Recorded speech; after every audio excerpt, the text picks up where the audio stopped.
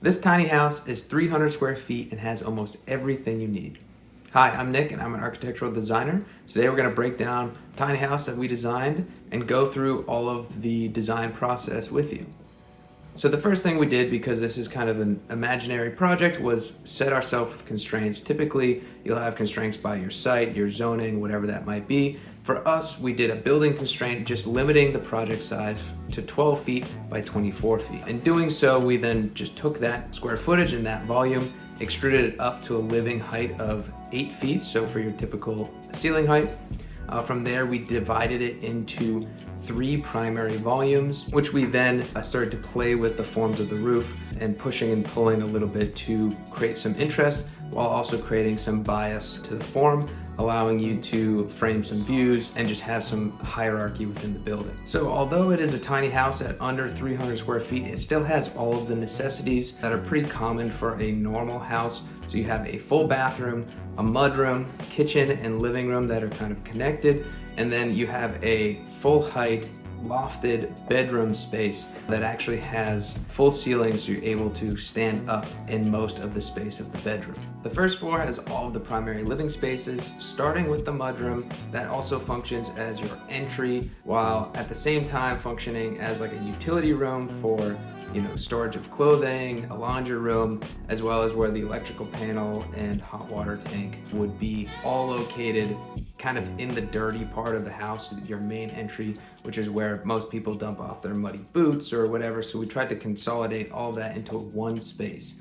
The other thing we're doing with this space is creating a little bit of the hierarchy, and the wonder of this tiny house is that you're entering on what is the tallest and biggest side of the building, but you're entering into a small space. You're able to reduce the scale of the building down quite a bit upon entry, which then you are greeted by a big opening as you enter into the living room and kitchen as it opens up, which allows you to experience the rest of the living spaces all in one kind of contained volume. The kitchen is equipped with basically everything you need. It has a full 10-foot stretch of countertop surface plus a small island that will function as a dining area as well. Full height fridge, cabinets above, and a cool corner window to let you see some cool views while you're cooking or doing the dishes or whatever that might be. The living room is actually quite modest. It's just simply a couch with a lamp and TV. So there's not much there to be had, but that's really all living rooms are. And this building was designed with the intent that there'd be 2 people maximum living in the house. So for obvious reasons, the couch should be sufficient for something like that. Then we have the full bath.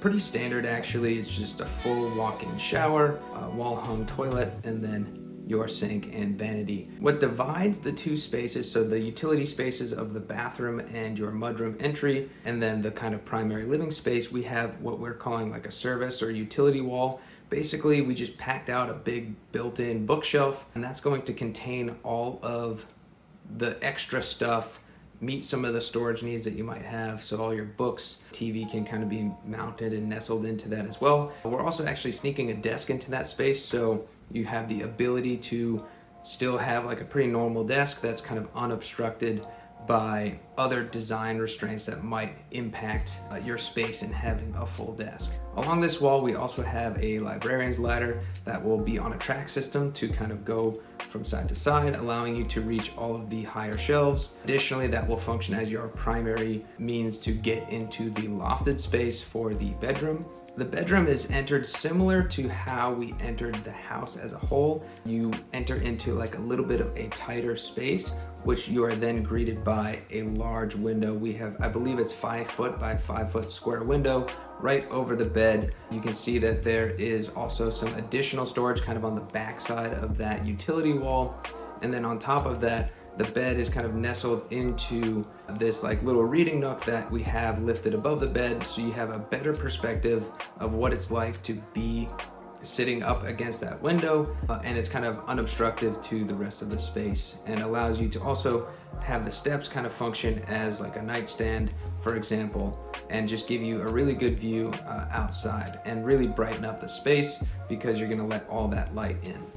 So now we're going to take it back to the landscaping here. So the building is kind of rooted into nothingness because we don't have an official place where this is getting built. So we're just designing it in a way that we think would function kind of anywhere with different types of circumstances. So upon entering, we see that we are nestled into like a little privacy screen. So on the front side of the house, that kind of directs people into your front door while also shielding the back side of your house. You're able to have a little bit of privacy back there.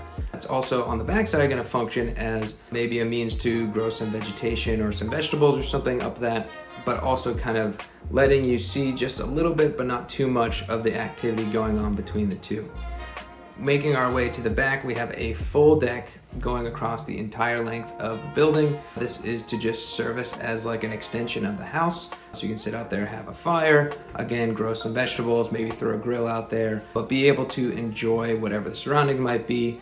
And the backside is also equipped with another little privacy screen, so you're able to really direct your views, but also have whatever privacy if you have neighbors or whatever it might be.